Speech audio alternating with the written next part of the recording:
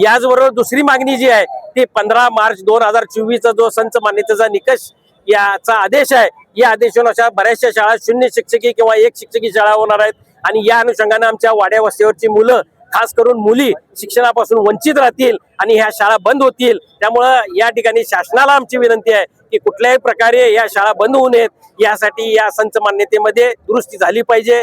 आज या ठिकाणी शासनानं आम्हाला दडपशाही करण्याचा जो प्रयत्न चालू केलेला आहे की एक दिवसाचा पगार कापू, आज आम्हाला संविधानानुसार त्या ठिकाणी अधिकार आहे आंदोलन करण्याचा आणि त्यानुसार आम्ही आंदोलन करतोय। आमचे शिक्षक घाबरणारे नाहीत तर लढणारे आहेत। त्यामुळे या ठिकाणी कुठल्याही प्रकारे शासनाने दडपशाही जरी केली तरी आमच्या हक्कासाठी आम्ही लढणार आहोत, त्यात कुठेही कमी पडणार नाही, हे या निमित्तानं नाही। आज जर मुलांच्या कल्याणाचा विचार केला तर आमच्या शिक्षक एवढा विचार करणारा कुठलाही व्यक्ती नाही आहे।